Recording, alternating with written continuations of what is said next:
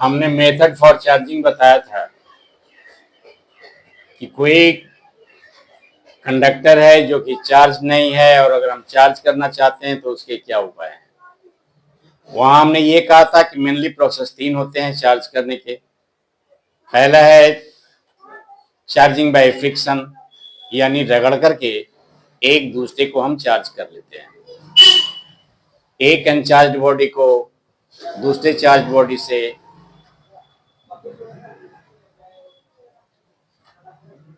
जब रगड़ा जाता है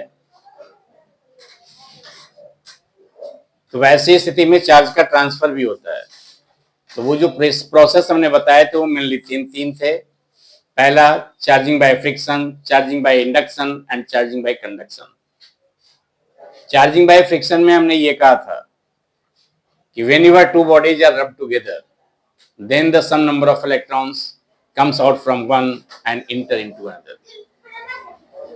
The body from which electrons come out that gets positively charged, and the body in which electrons enter gets negatively charged. जिससे electron निकला वो body positively charge हो गया और जिसमें इलेक्ट्रॉन चला गया वो बॉडी नेगेटिवली चार्ज हो गया। जिससे निकला वो बॉडी पॉजिटिवली चार्ज हो गया और जिसमें समा गया वो बॉडी नेगेटिवली चार्ज हो गया। ये चार्जिंग बाय फ्रिक्शन था।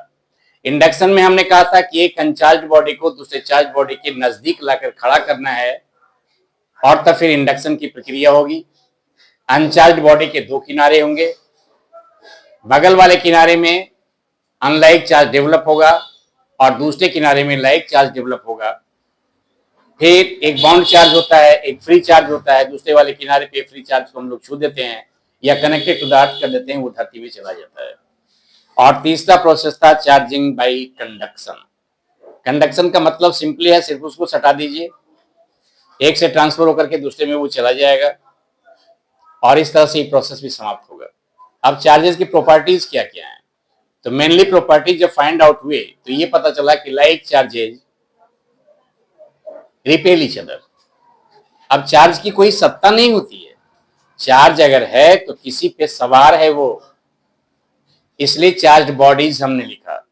Like charge bodies repel each other and unlike charge bodies attract each other. इसमें ही पॉजिटिव चार्ज है, इसमें ही पॉजिटिव चार्ज है, ये दोनों बॉडी हैं। जब ये दोनों लाइक हुए तो ये दोनों रिपेल कर रहे हैं एक दूसरे को। ये भी दोनों निगेटिवली चार्ज है दोनों बॉडीज और तब ये भी रिपेल कर रहे हैं। लेकिन एक अगर पॉजिटिवली चार्ज है दूसरा निगेटिवली चार्ज है तो ये दोनों अट्रैक्ट करेगा। इसलिए मेनली यहाँ 2 प्रॉपर्टीज हमने लिखा, like charge bodies repel each other and unlike charge bodies attract each other. चलो बंद। Additive in nature.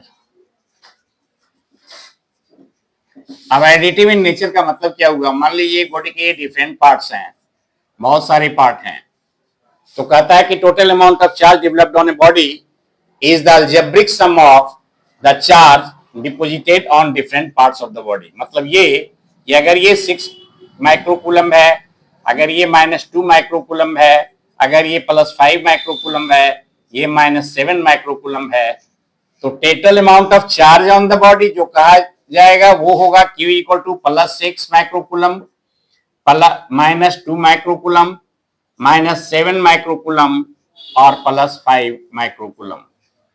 यानी 6 5 11 में से 9 गया, यानी +2 माइक्रोकूलम। तो ये प्रॉपर्टी को जिसमें कि डिफरेंट पार्ट्स हैं बॉडी के और उनपे जो चार्ज दिया हुआ है वो भी डिफरेंट है, तो total amount of charge on the whole body जब निकालेंगे that will be equal to the algebraic sum of different parts of the charge. Next है प्रॉपर्टी 4th इसका, चार्ज इज ऑलवेज क्वांटाइज्ड।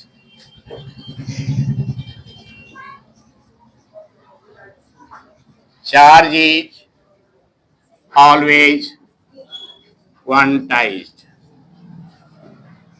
अब क्वांटाइजेशन का पहले अर्थ हमें समझना चाहिए कि what is quantization of charge.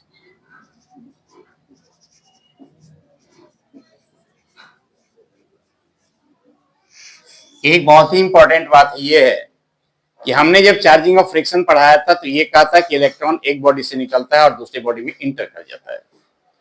जिस बॉडी से इलेक्ट्रॉन निकलता है वो बॉडी पॉजिटिवली चार्ज हो जाता है और जिसमें इलेक्ट्रॉन्स इंटर करते हैं वो बॉडी निगेटिवली चार्ज हो जाएगा। अब जाना है इलेक्ट्रॉन को, तो जिस समय ये चर्चा चली कि भाई चार्ज का यूनिट आप कूलम देंगे, तो उस समय ये भी चर्चा थी कि स्मॉलेस्ट यूनिट ऑफ चार्ज आप क्या लेंगे या किसको कहेंगे। तो लगा कि भाई चार्ज आप बता रहे हैं कि होता ही क्यों है, आपने बताया कि इलेक्ट्रॉन का इजेक्शन होता है या इलेक्ट्रॉन की एंट्री होती है। अब कितने इलेक्ट्रॉन जाएंगे, तो कम से कम एक इलेक्ट्रॉन जाएगा और नहीं जाना होगा तो भी नहीं जाएगा, लेकिन अगर जाएगा तो कम से कम एक इलेक्ट्रॉन जरूर जाएगा। तो एक इलेक्ट्रॉन का जो चार्ज हुआ उसी को स्मॉलेस्ट यूनिट ऑफ चार्ज कहा गया और उसको ई से डिनोट किया गया, लिखा गया 1.6 इंटू 10⁻⁻19 कूलम।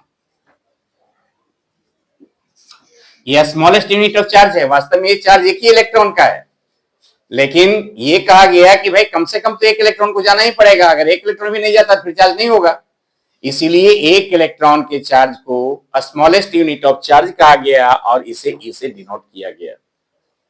अब क्वांटाइजेशन ऑफ चार्ज क्या होता है ये समझने का प्रयास करेंगे हम लोग कि भाई मान लीजिए एक बॉडी है और इससे दूसरे बॉडी में कुछ इलेक्ट्रॉन्स चले जाते हैं, तो आखिर ये कितने जाएंगे?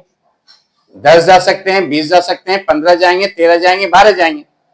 10:30 और 11:15 तो नहीं जाएंगे, मतलब इलेक्ट्रॉन टूट करके तो जाएंगे नहीं।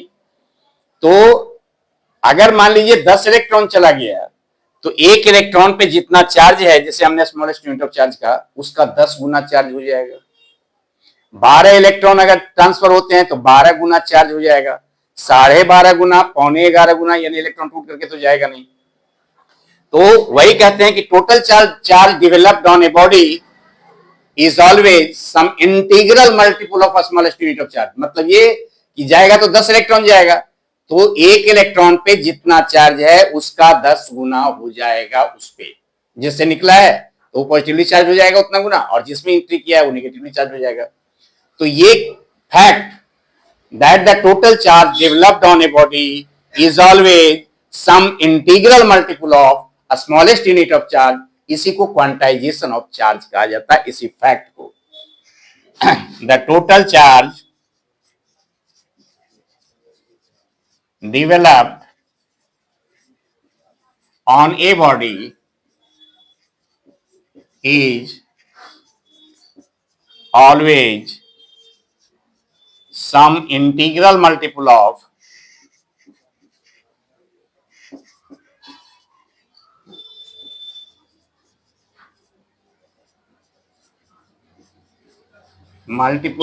charge. This fact is called quantization of charge. This fact is called quantization of charge. और इसी को मैथमेटिकल एनालिसिस के रूप में लिखते हैं Q equal to plus minus n e, जहां n नंबर ऑफ इलेक्ट्रॉन्स है जो एक से निकले और दूसरे में चले गए, और ये ई वही स्मॉलेस्ट यूनिट ऑफ चार्ज है 1.6 इंटू 10⁻⁻19, और ये प्लस होगा या माइनस होगा ये अपने विवेक से काम ले रहा है।